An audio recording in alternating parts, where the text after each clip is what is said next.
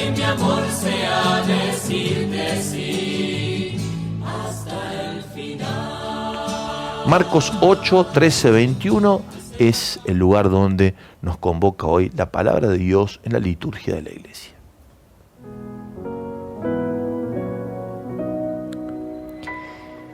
Y dejándolos, volvió a embarcarse hacia la otra orilla. Los discípulos se habían olvidado de llevar pan y no tenían más que un pan en la barca. Jesús les hacía esta recomendación: estén atentos, cuídense de la levadura de los fariseos y de la levadura de Herodes. Ellos discutían entre sí porque no habían traído pan. Jesús se dio cuenta y les dijo: ¿a qué viene esa discusión porque no tienen pan? ¿Todavía no comprenden ni entienden? Ustedes tienen la mente enceguecida, tienen ojos y no ven, oídos y no oyen. ¿No recuerdan cuántas canastas llenas de sobras recogieron cuando repartí 5 panes entre 5.000 personas? Ellos respondieron: 12. Y cuando repartí 7 panes entre 4.000 personas, ¿cuántas canastas llenas de trozos recogieron? Ellos les respondieron: 7. Entonces Jesús les dijo: ¿todavía no comprenden? Palabra del Señor. Gloria a ti, Señor Jesús. Está yendo Jesús a la otra orilla. Los dejó, ¿a quiénes? A los fariseos. Los dejó y se fue a la otra orilla. La otra orilla es el lugar de tierra pagana.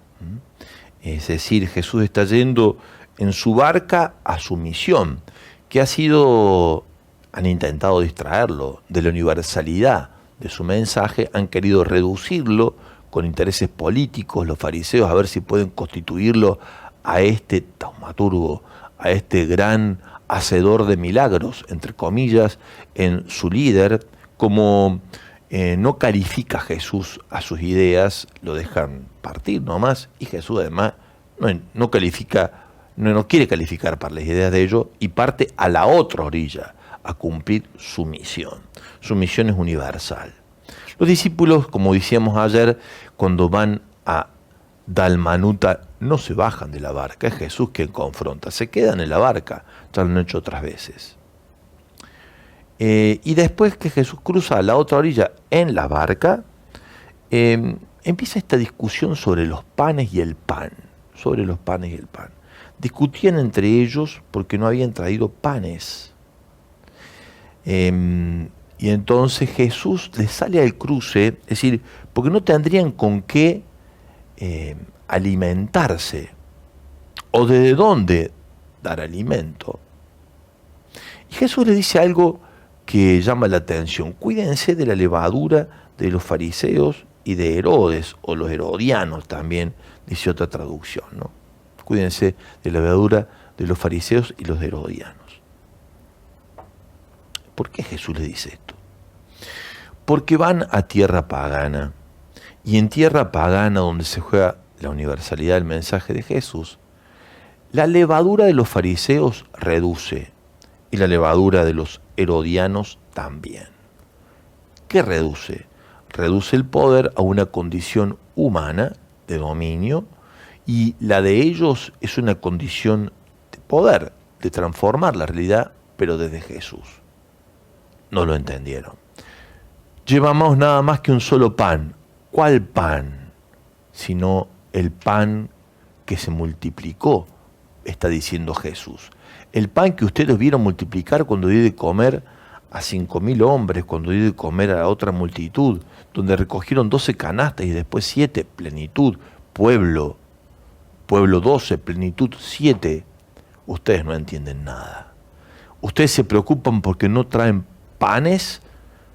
¿Qué panes quieren traer? ¿El de los fariseos y el de los herodianos, que reducen el mensaje a la universalidad?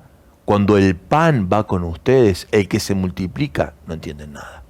Este es el problema, digamos, ¿no?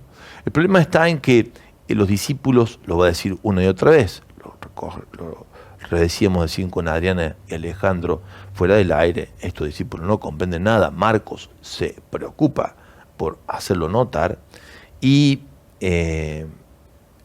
Jesús que sigue avanzando con su mensaje. Están ciegos, son sordos, porque ustedes tienen ojos pero no ven, tienen oídos porque no oyen, tienen oídos y no oyen. Antes Jesús ha sanado a un sordo mudo, después de este episodio va a curar al ciego de Betsaida. En el sordo mudo Jesús intenta curar a la comunidad de los 12, en el ciego de Betsaida, vamos a ver con qué claridad Marcos ubica este milagro allí para hablar de la necesaria curación que hay que hacer de la vista de los discípulos. Este es el tema, ¿no? Es no dejarse infectar por una perspectiva reductiva del Evangelio y abrirse a la universalidad del Evangelio. El Papa Francisco, en Evangelii Gaudium, plantea, yo me animaría a decir, dos levaduras bastante nocivas, también ideológicamente y doctrinalmente muy reductivas, que pueden afectar nuestra espiritualidad y que de la que hay que estar muy atento. Una es el gnosticismo, va a decir Francisco, y otra es el neopelagianismo. Una le pone límite a la posibilidad de la razón vivida en la fe, intentando racionalizar la fe.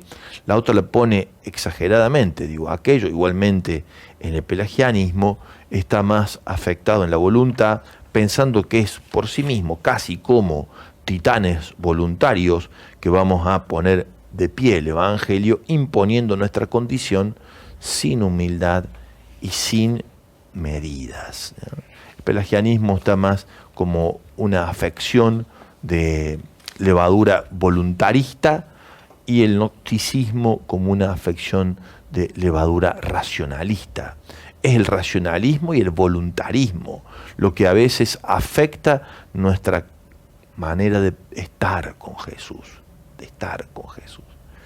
¿Por qué? Porque ponemos la condición nuestra antes que la condición de gracia con la que el Señor nos quiere libres a la hora, sin nada, a la hora de ir con Él a anunciar la buena noticia. Vamos a ahondar un poquito sobre esto más actual, si se quiere. Ya no es la levadura de los herodianos o de Herodes y la de los fariseos, sino de los gnósticos, va a decir Francisco, y la de los neopelagianos de este tiempo. Atención, porque esto está dando vuelta en la espiritualidad cristiana y reduce a cristiandad el modo de entender y vivir la fe por este tiempo, de lo cual hay que estar muy atentos mientras el pan vivo está con nosotros.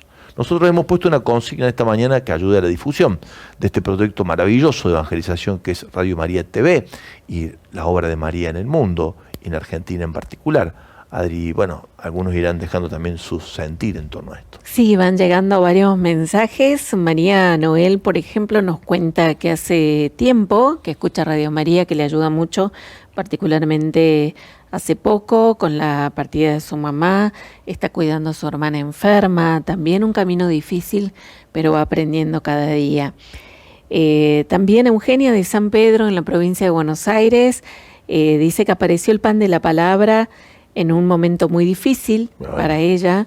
Estaba embarazada de su hija, no sabía qué hacer, estuvieron sus padres, sus amigos, ayudándola mucho, dice, que le dijo sí a la vida de su hija. Qué bueno. También Jorge, nuestro amigo de Altagracia, dice que Radio María fue el cimiento de su conversión.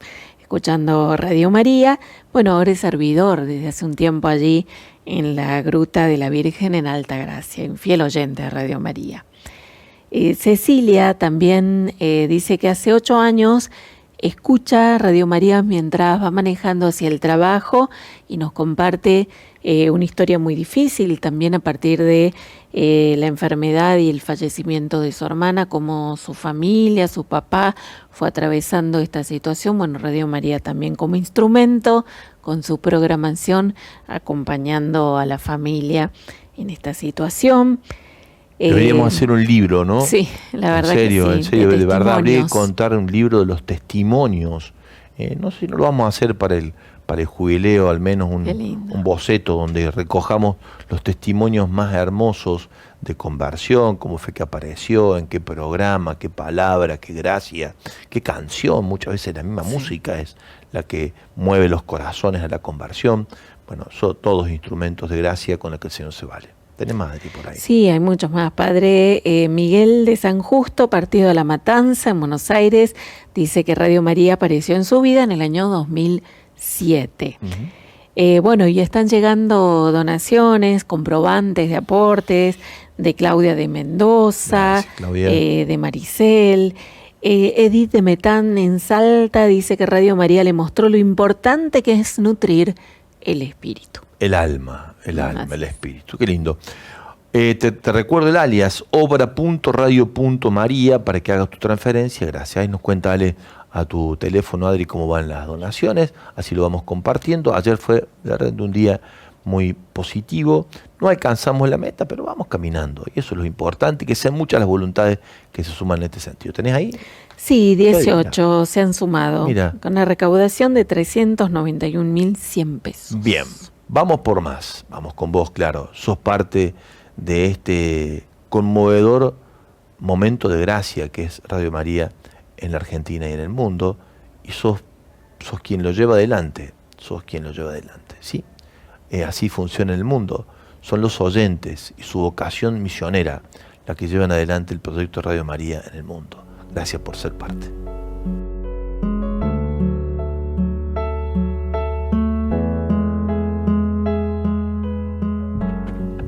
Tengan cuidado ustedes de la levadura de los fariseos y los herodianos. Francisco va a decir, guarda con la levadura de los gnósticos y los pelagianos, que son los dos grandes enemigos, los espíritus del mal, diríamos en clave de discernimiento, que atentan contra la perfección en nosotros, que viene de la mano de la caridad y del compromiso en el servicio, en la evangelización, mirando particularmente a los pobres. ¿Qué es el gnosticismo actual? El gnosticismo supone, dice Francisco, el número 36 de Gaudete Exsultate, una fe encerrada en el subjetivismo, donde solo interesa una determinada experiencia o una serie de razonamientos y conocimientos que supuestamente reconfortan e iluminan, pero en definitiva quedamos los que por allí a veces somos visitados por este mal espíritu, clausurados en la inmanencia de la propia razón, del propio afecto. Es decir, como una fe atrapada en nuestro modo, casi diría yo de bolsillo, según mis necesidades, según lo que yo vivo.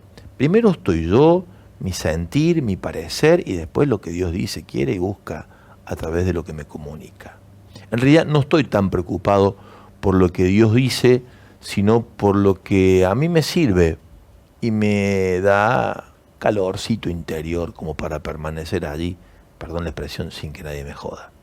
Cuando en realidad el Evangelio, cuando toca el corazón, nos saca y nos pone en sintonía de compartir con otros.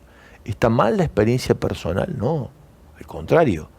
Es necesaria que hagamos experiencia personal de Dios. ¿Está mal tener razones que justifican nuestra fe? No. Lo que no está bien es quedarnos encerrados en ello y que sea esa la búsqueda primera. Que yo pueda tener una experiencia subjetiva personal y algunas razones suficientes como para explicar el momento que me toca vivir sin abrirme a lo que Dios me está pidiendo. Es como un Dios a medida de mi necesidad. ¿Qué tiene como consecuencia el gnosticismo, esta mala levadura del gnosticismo? Una mente sin Dios, va a decir Francisco, y sin carne. En el Evangelio, en el cuerpo juánico, de toda la perspectiva juánica de la lectura del Evangelio, es decir, el Evangelio, primera, segunda y tercera carta de Juan, el tema es este justamente. Si lo reconocemos a Dios venido en carne o no. ¿Qué es la carne?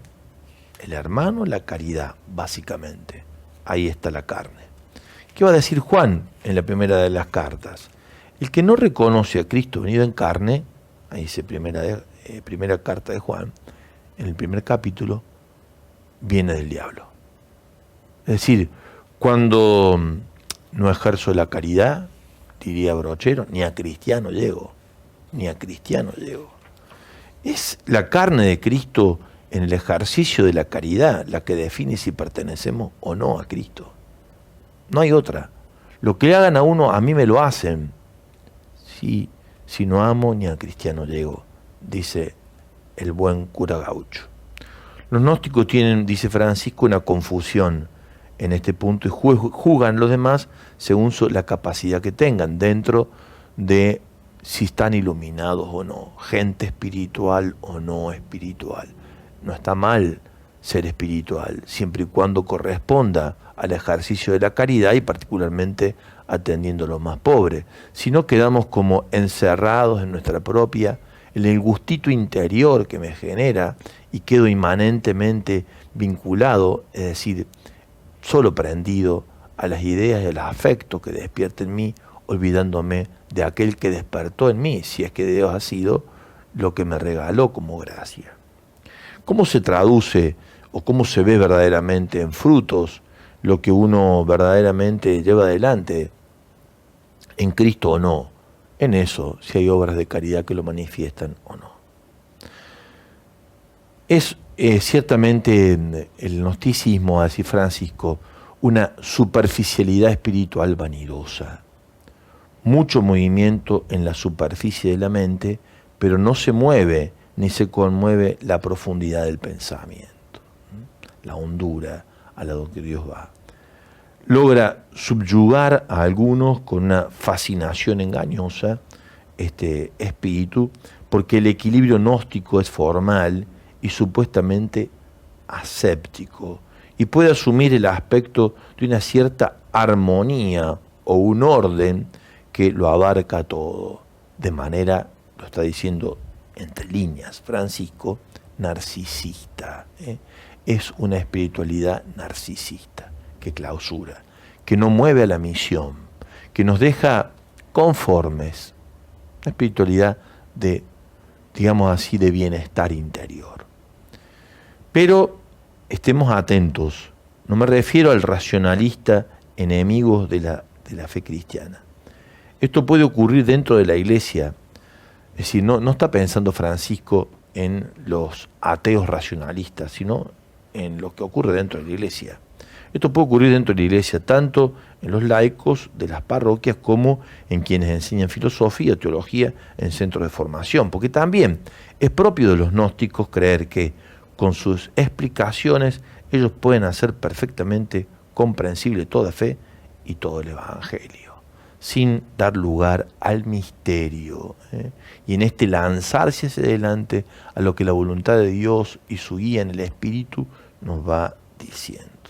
Es como querer atrapar en un sentimiento, en un afecto, en una experiencia personal o en algunas ideas el misterio de Dios. Es como no hacerse al misterio de Dios y las profundidades que tiene para regalarnos, porque pensamos que lo hemos entendido todo. Aquella experiencia que hace Agustín cuando está pensando gnósticamente en la Trinidad y cree poder meter todo el misterio en su razón, cuando se ve que fracasa, para distraerse va sobre la playa, ve a un niño que está jugando en la playa, como para distraerse pregunta, ¿qué estás haciendo? Estoy viendo si puedo meter el mar acá adentro. Dijo Agustín. Qué parecido, ¿no? Yo estoy viendo si puedo meter todo Dios en mi mente. Imposible. Es más fácil sumergirse en el mar que hacer el otro intento y perderse, entre comillas, para ser encontrado en la propia fragilidad, metiéndonos en la inmensidad del misterio de Dios. Solamente el misterio de Dios en su misericordia es el único capaz de romper con estos esquemas reductivos, propios de los discípulos que buscan más la comida o la levadura, mejor dicho, del pan de los fariseos o los herodianos, también de nosotros, cuando nos movemos por estas corrientes de racionalismo, de experiencia espiritual, por decirlo de una manera irónica, creyendo que podemos atrapar el misterio de Dios en nuestros propios esquemas frágiles. Es una doctrina, va a decir Francisco en el número 40, sin misterio. No hay sorpresas. Es muy grave. Cuando nosotros nos movemos en el ámbito de la fe, de la comunidad, y decimos, este evangelio ya lo escuché, esta misa ya la viví, esta devoción hace rato que la tengo, y no hay sorpresas, es porque hemos pensado que hemos logrado atrapar a Dios en nuestras propias maneras de rezar, de orar, de contemplar, de reflexionar, sin apertura al misterio. Por eso la primera actitud interior que tenemos que tener frente a todo lo de Dios es aquello que Ignacio de Loyola, lo vamos a ver ahora cuando hagamos los ejercicios, nos dice que tenemos que hacer una reverencia. Por el tiempo de un minuto, un Padre Nuestro, va a decir él, reconociendo mi fragilidad y mi poquedad, que soy lo que soy y que no soy otro del que soy, salvo que Dios sea en mí todos los días un misterio de novedad y me recree. Este es el ejercicio interior de debilidad, de reconocimiento de poquedad y de apertura al misterio. Sin humildad no hay posibilidad de entrar en el misterio de Dios. Cuando alguien tiene respuestas a todas las preguntas, demuestra que no está en un sano camino. Y es posible que sea un falso profeta que usa la religión en beneficio propio al servicio de sus elucubraciones psicológicas y mentales. Un poco esto es lo que hacen fariseos y herodianos, ¿no? Buscar meter el misterio de Dios en su propia estructura. ¿Qué hace Jesús? Decir, rompe con esto, permanentemente confronta, porque es la misericordia del Padre. Es decir, lo infinito de la misericordia del Padre es lo que rompe los esquemas donde buscamos querer atrapar a Dios. La mejor manera, digo yo, que hay para lanzarnos a la misión como Dios pide que sea en Cristo es sumergirse en la misericordia del Padre. Porque en la misericordia del Padre no hay límites. No hay límites. Y en la misión tampoco. Hay procesos, hay caminos, hay cosas por recorrer, pero no hay límites. Cuando nosotros dejamos que sea una idea, un sentimiento, un afecto, un grupo de razones, una tarea, un hecho repetitivo con el que nos hacemos a nuestras devociones, que siempre es bueno tener una estructura mínima en torno a la cual pararse, pero querer atrapar allí sin abrirnos al misterio, estamos en un problema posiblemente gnóstico. Un poco de música, después vamos a hablar de los límites de la razón y ya después nos metemos en la otra levadura que infecta el camino de la evangelización y la misión según la perspectiva del Papa Francisco en Gaudete Exultate, el pelagianismo actual.